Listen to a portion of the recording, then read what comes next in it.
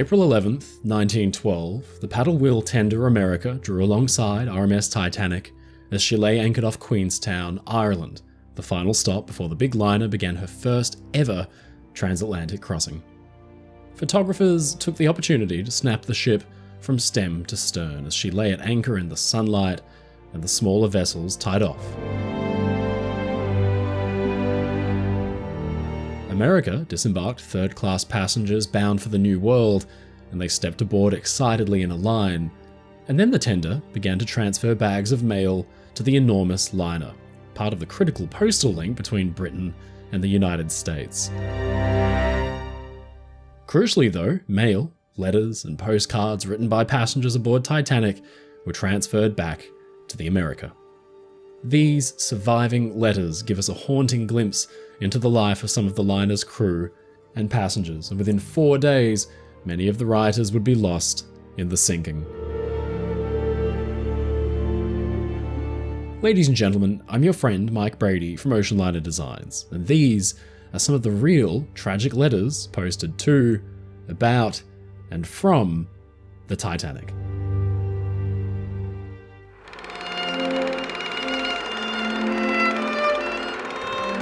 Mail was important to big ships like Titanic. For one, the mail contracts that linked Britain and America had driven the development of the ocean liner as a thing to begin with. At sea, passengers were encouraged to pen letters, safe in the knowledge they'd be posted at the first possible convenience. But even before Titanic sailed, she was being written about, no less than by the very man that helped design her, Mr. Thomas Andrews. Andrews has become a legend, not just because he headed the design team for Olympic and Titanic, but because of his selfless actions when his creation began to founder. In 1912, Andrews, originally from Comber, Ireland, was 39 years old and working hard at his dream job, the career that he had shaped over the course of 23 years at the Harland & Wolff shipyard, Queen's Island. He'd begun as a 16-year-old apprentice with the yard back in 1889 at the joiner's shop and ended up the manager of construction works by 1901. Andrews was a fastidious hard worker, but he was also very well liked by the yard's labourers for his geniality and his thoughtfulness. Signs of Andrews' considerate nature can even be found today on the Titanic's wreck. Installed at the top of the ship's twin fireman's ladders can be found a drinking fountain, ideally placed by the designer to quench the thirst of soot-coated stokers at the end of a long shift. In 1908, Andrews, having overseen the construction and the launch of hundreds of ships, was appointed managing director and head of Harland & Wolff's drafting department. So it was that in 1909, when the White Star Line approached the firm to commence designing a trio of new superliners, Andrews was to be the vessel's chief planner. Andrews fell in love with Helen Barber, Nellie as he called her, and shocked her with an engagement ring one night in 1906. The next day he penned a heartfelt letter to her, and he said, "My dear Nellie, I cannot tell you how much it grieves me to feel that I frightened or gave you any annoyance last night." Andrew's fears were misplaced though. The two were married in 1908 and Helen soon fell pregnant. One night, Thomas took Nellie to the deserted slipway where Titanic sat unfinished and soon to be launched. There can be no question that Andrews was proud of his ships. He joined Titanic at Belfast and the delivery voyage to Southampton, where he wrote a few notes back to Nellie, saying, "I wired you this morning of our safe arrival after a very satisfactory trip. The weather was good and everyone most pleasant. I think the ship will clean up all right before sailing on Wednesday." After frantic preparation, during which Andrews was seemingly busy with every single minute detail, Titanic was at last ready. In his final note home, Andrews wrote, "The Titanic is now about complete and will, I think, do the old firm credit tomorrow when we sail." He completed a final inspection of the ship, farewelled his colleagues who were staying behind, and said, "Remember now and keep Mrs. Andrews informed of any news of the vessel." With the engines thundering, Titanic drew away from the quay and set off on her first and last voyage. Andrews was clearly very pleased with Titanic, and he spent much of the voyage penning notes to improve on the ship's design for the third and final sister, Britannic. The notes he kept on Titanic are lost to the sea, but we can get some sense of Andrew's attention to detail from those he had made for Olympic just a year prior. In a notebook, he had written, "Would propose fitting 11 additional 4-seated tables in first-class restaurant as per plan, this room being short of table accommodation. A screen to be an improvement if fitted on the side of the restaurant buffet entrance door so as to prevent passengers from seeing behind the buffet. Linoleum tiles not to be fitted in the captain's sitting room, in which a full room carpet has been provided, and sponge holders to be fitted in the private bathrooms on B and C decks where these have been omitted." When Titanic struck the iceberg, Andrews famously conferred with Captain Smith and confirmed that the vessel would soon be lost. His actions that night are fairly well documented and were extensively covered by the press. Rather than save his own life, Andrews distributed lifebelts to passengers and urged the importance of their use. He seems to have been one of the few who actually gave third-class passengers, trapped below in the ship's labyrinthine corridors and passageways, any thought at all, and he set about guiding groups of them up to the boat deck for evacuation. He was last seen in the vicinity of the bridge when the vessel took a final plunge from the surface, and his body was never recovered.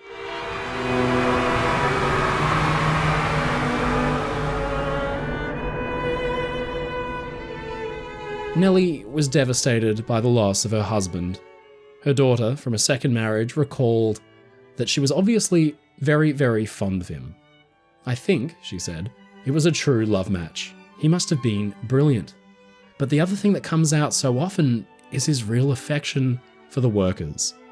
He told Nellie when they were driving out of the shipyard one day together that all the workers who were coming out were his mates. He was so very popular and dearly loved, I think, by so many people.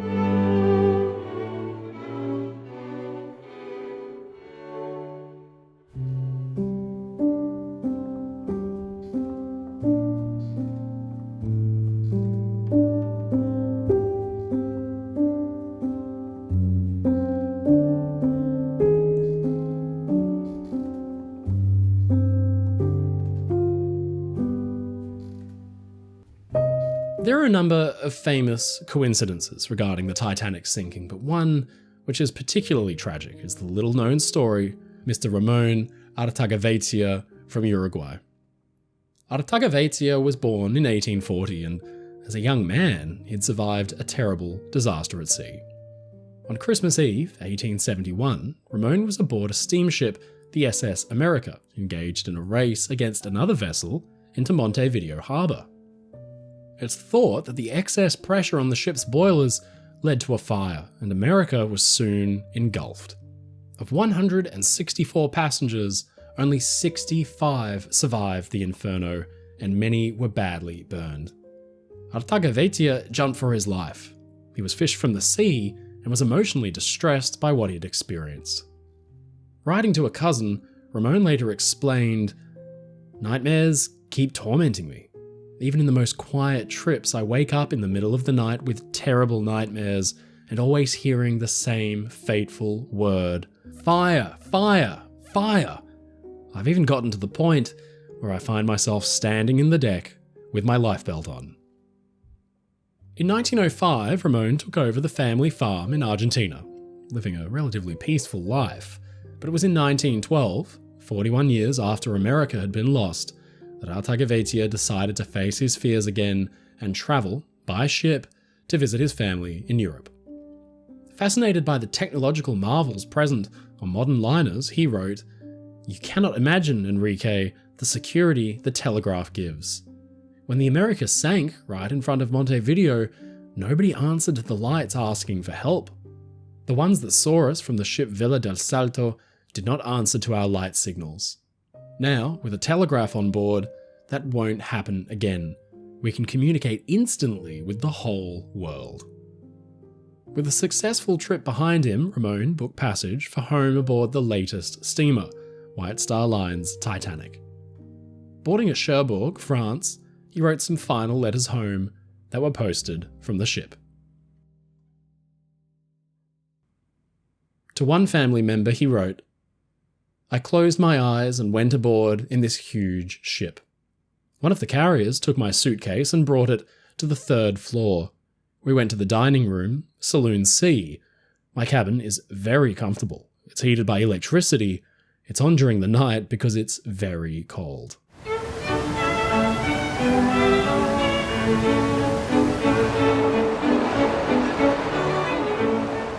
From the ship, Ramon wrote a long description to his brother.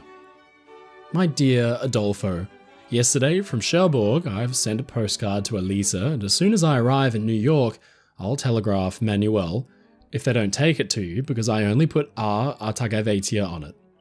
The desire is to see North America, although at full steam and seduced by the size of this 45,000-ton steamer that makes its first voyage. I closed my eyes and embarked.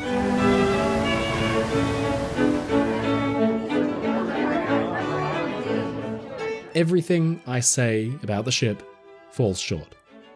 Yesterday, as we approached on the steamer, it was cool as the Rio de la Plata, and when I looked up, I had the feeling of being at the foot of a 5-story house. Upon entering, there were about 50 waiters. One of them took my bags, and by elevator, there are 3, we went up to my floor on B deck. The dining room is on D deck, and there are others below. The room is very good, with an electric stove which I keep on all night because it's cold. Today it is sunny, but we're going northwest to Queenstown, Ireland, to dispatch correspondence, which will make us delay the trip, which I take advantage of in order to write. The dining room is for 500 or so people. Yesterday we were only 340, having a width of 30 meters. The steamer is wider as there are still corridors on the sides. The food was very good, and there were plenty of dishes. Last night we were a Mexican, congressman and doctor friend of Diaz, still young, a Spaniard, and a very serious English lady and American lady. I toured what I could of the steamer and its different rooms, and today, to find this one to write, and since there are more than 2, it was hard for me. The corridors are painted white, and some rooms, like this one, are made of carved wood, oak, I think, with green, velvety, satin sofas and chairs. Everything is new and rich. The promenade is 647 feet on one side, and there's an open space which was full of sun today. And there is another promenade, somewhat smaller, so you can walk about 340 meters without turning around. Then there are the bow and stern, the steamer being 260 meters long. For the description of the steamer, I'm letting you know what might attract your attention. I'll see if I put my notebooks together. But I notice that it stops, and I see nearby land, Ireland, so I end this letter giving you all my memories and hugs. Your brother, Ramon. So it was, after 40 years, Mr. Artagaveytia was to be confronted with disaster at sea once more. With word quickly spreading throughout the ship of some kind of trouble, Ramon and 2 Uruguayan shipboard companions, Francisco Corral and his nephew Jose, made their way to the boat deck where they were spotted by a fellow first-class passenger, Elmer Taylor.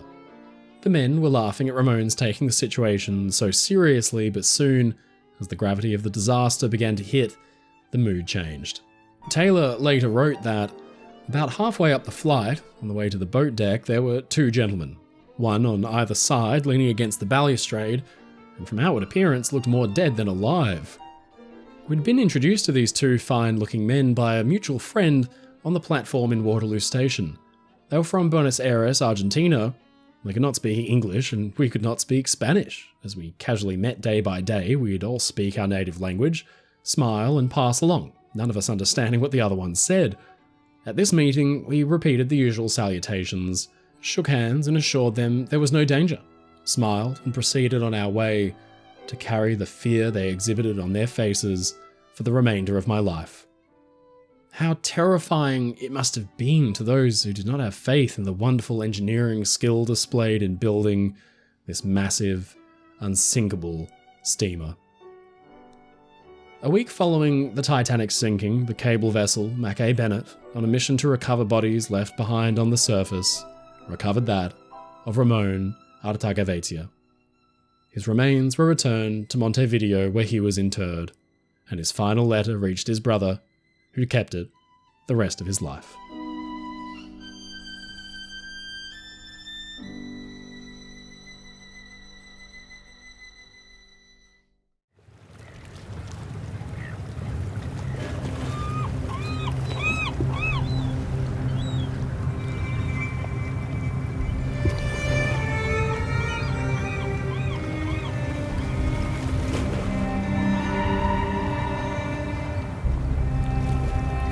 Titanic's second class was comprised of a wide spectrum of people, with passenger occupations varying from clerks and shopkeepers to business owners and schoolmasters.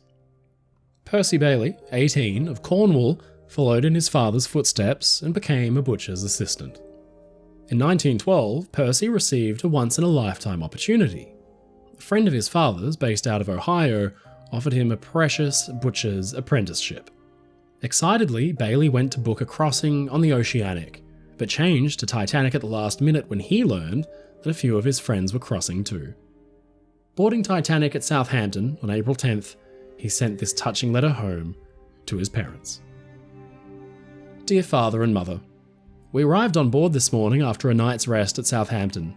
We had several people joined us at St. Erith, bound for the same place as we are going, so we are a big family all together. Well, dear Mother, I suppose you were missing me, but don't be downhearted. Old dear Percy will be behaved to you as a son ought to treat his mother and father.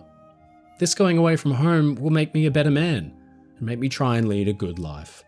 The Titanic is a marvel, I can tell you. I've never seen such a sight in all my life. She is like a floating palace, everything up to date. I hope you are well as it leaves me at present.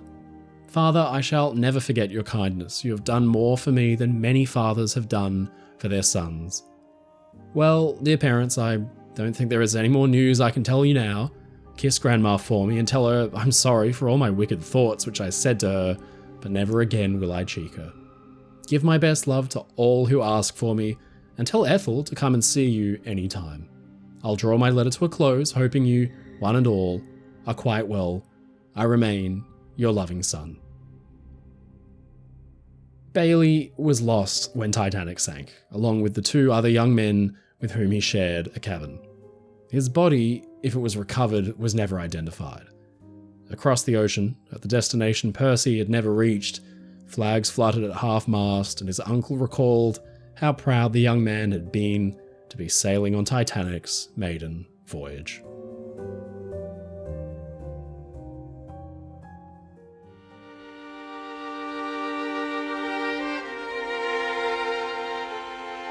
Also in second class were 7-year-old Eva Hart and her parents, Benjamin and Esther. The family boarded at Southampton, another case of those who'd been shifted onto Titanic's sailing because of the ongoing coal strike. Writing back to family at home, Esther penned a letter that didn't get posted from Titanic at Queenstown. Instead, she'd written it on April 14th, the day Titanic struck the iceberg. She wrote, "My dear ones all, as you see, it's Sunday afternoon, and we are resting in the library after luncheon. I was very bad all day yesterday, could not eat or drink, and sick all the while, but today I've got over it. This morning, Eva and I went to church, and she was so pleased they sang, 'O God, our help in ages past.'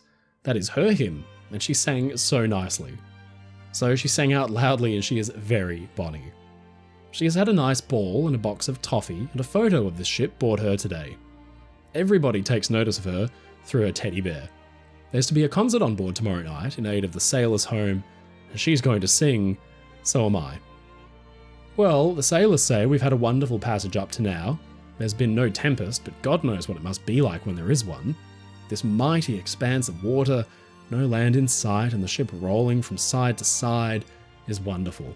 Though they say this ship does not roll on account of its size, anyhow it rolls enough for me, I shall never forget it. It's very nice weather, but awfully windy and cold. They say we may get into New York Tuesday night, but we are really due early Wednesday morning, so shall ride as soon as we get there. This letter won't leave the ship, but will remain and come back to England where she's due again on the 26th. Where you see the letter all of a screw is where she rolls and shakes my arm.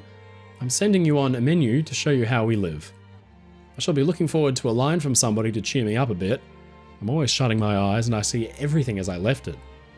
I hope you're all quite well. Let this be an all-round letter, as I can't write properly to all till I can set my foot on shore again. We've met some nice people on board, Lucy, and so has been nice so far, but oh, the long, long days and nights. It's the longest break I've ever spent in my life. I must close now with all our fondest love to all of you, from your loving S. And down the bottom, a small note. Heaps of love and kisses to all, from Eva. Esther was not an easy traveller, and she stayed awake all that night.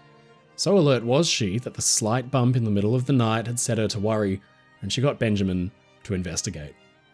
He quickly whisked his young family into a lifeboat and stepped aside so more women and children could get in. Esther and Eva, wrapped in a blanket, survived the night bundled in the small boat as it drifted on the ocean until morning when Carpathia arrived to rescue them. But when all the boats and survivors had been gathered, it was clear that Benjamin was not among them. He'd placed a jacket around Esther's shoulders, and afterwards she'd found her letter still in the pocket. Esther and her daughter returned to England, and Eva struggled with nightmares for years until finally, years later, as a young woman, she booked a trip to the Far East and locked herself in her cabin until the nightmares went away. She lived a long and full life, right up until the age of 91.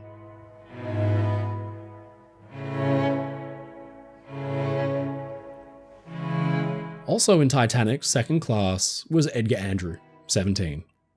He had been born in Argentina to British parents, and having left the Americas to study in Bournemouth, England, the lad was invited by his brother, Alfredo, to attend his wedding in the USA, and then stay on for a working position in New Jersey.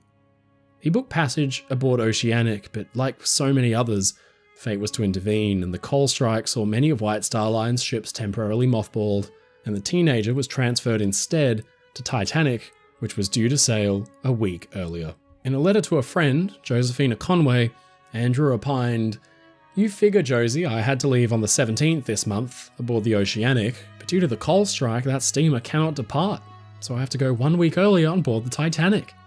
It really seems unbelievable that I have to leave a few days before your arrival, but there's no help for it. I've got to go.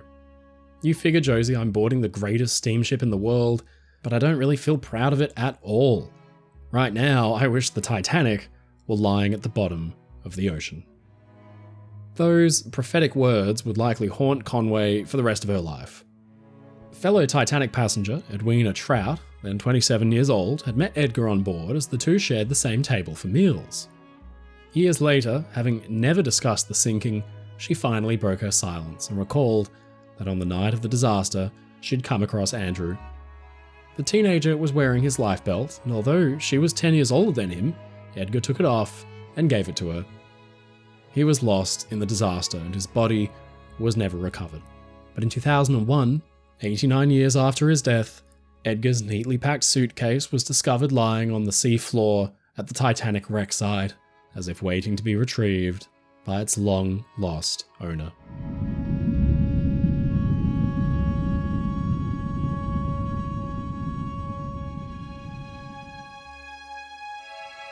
In first class, there were the Holversons, Alexander, an American businessman, travelling with his wife, Mary. The pair were returning home from a long vacation, which had seen them travel through South America before sailing for a stay in England. On April 13th, when Titanic was mid-ocean and only 1 day from disaster, Alexander penned his mother a letter on shipboard stationery, intending to send it once they landed in New York. "My dear mother, we had good weather while we were in London. It's quite green and nice in England now. This boat is giant in size and fitted up like a palatial hotel. The food and music is excellent, and so far, we've had very good weather. If all goes well, we'll arrive in New York Wednesday morning. I'm sending you a postcard of the ship, and also a book of postcards showing the inside. We've not had any news since we left New York January 6th, so we don't know what's been going on since we left. Mary's sister was ill when we left and had an operation performed out of New York. Mary had a letter from Mr. Berry at Buenos Aires, which stated that she was getting on fine, but we've not heard anything since. We've been so far away that it's been hard to reach us with mail. Mr. and Mrs. John Jacob Astor is on this ship. He looks like any other human being, even though he has millions and millions of money. They sit out on deck with the rest of us and are very democratic. Well, I guess I'll write more another time."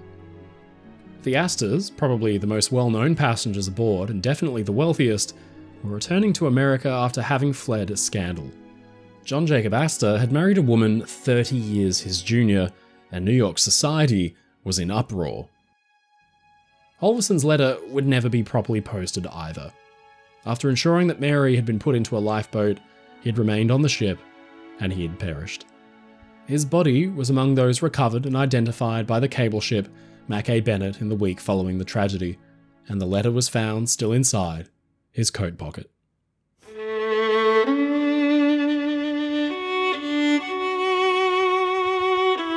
Another hero of the Titanic was Wallace Hartley, the ship's band leader.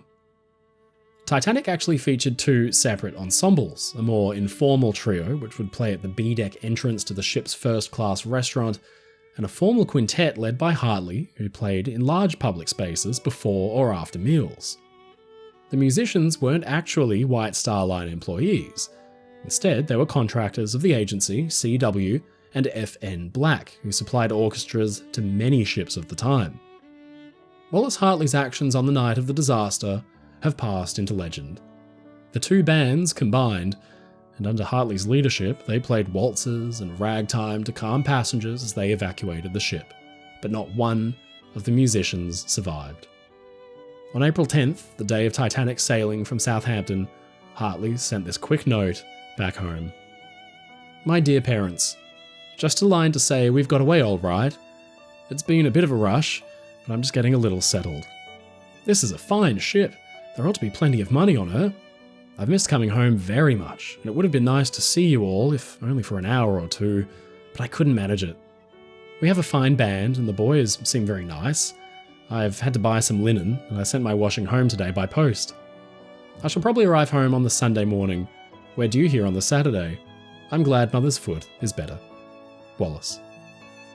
Hartley's body was recovered by the Mackay Bennett, still in possession of his violin case. The violin itself had been a gift from his fiancée Maria in 1910, and it was returned to her. Hartley's body was transported to Lancashire for burial, where he was greeted and mourned as a hero.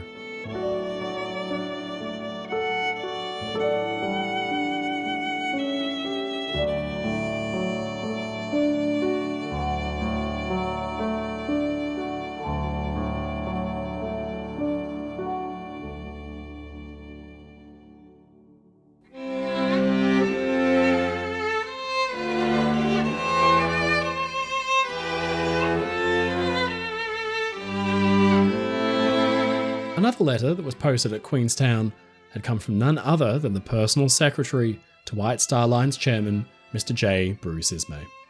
William Harrison was 45 years old, a former clerk who worked directly for the head of the line.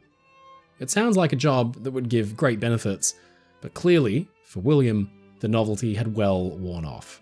He penned this startlingly relatable letter back home to his wife. "My own dear Nancy, just a line before we get away from Queenstown to let you know how I'm getting on. I had a most rotten journey to London from Manchester to Derby. I travelled third class, 12 in the compartment. The train was absolutely packed, people standing up in the first and third class dining cart who had to be cleared out into the corridors before they could have dinner. They told me that some people never sat down all the way, although I got into a first class compartment at Derby and had to have the seat with the arm turned back, which is not the most comfortable in the world. We were an hour late into St. Pancras, getting there at 11 o'clock. Those who travel much by rail these days are learning not to expect too much. I got down quite comfortably this morning and found the boss in good shape. We started in, and I had to work all the afternoon writing letters to post at Queenstown, and I expect another dose in the morning. We have 318 first-class passengers, quite a small lot for this ship, but I haven't seen any of them yet with being so busy.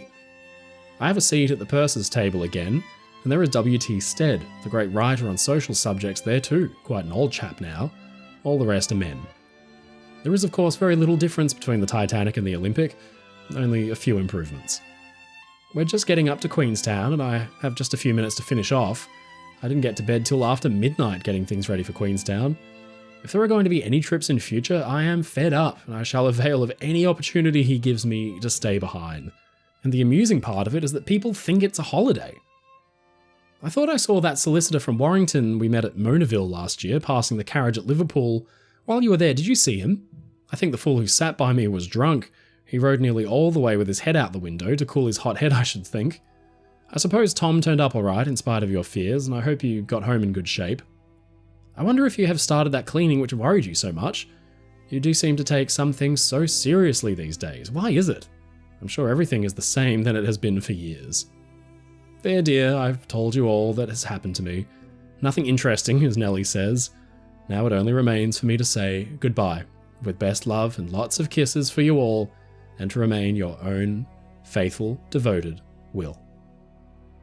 During the sinking, William's movements are largely unknown, but what's much better documented is the survival of his boss. Ismay found a place in a lifeboat after having helped on the starboard side getting boats away, but Harrison and Ismay's valet, Richard Fry, both died in the tragedy. Harrison's letter gives us a fascinating glimpse into what it was like to work for the big shipping lines in the early 1900s, and it shows us that in many ways, corporate life hasn't changed a bit. One final note deserves publishing, that of 10-year-old Mary May McMurray. On April 13th, she had sent a letter to her father, William, from the family home in Liverpool. William signed on to Titanic as a saloon steward, and he was lost in the ensuing disaster. This touching letter stands as a poignant reminder, not just of those who would never return home, but of the beloved families they left behind. Dear Father, it seems ages since I last seen you. I wish we were in Southampton with you. It is very lonely without you, dear Father. I've not been so very well. I've had a bad throat. Hoping I'll soon get better, for Mama worries so much. Little Ernie has not been so well, but he's got better now. Hoping you are keeping well, Dada. So tar, love from Ivy and Ernie. Thanks, Dada, for the presents. Love from all, Dada. Hoping to see you soon. With love from Ivy and May and Ernie. And then, after a dozen kisses, she ended with the note, Dada, this is my first letter.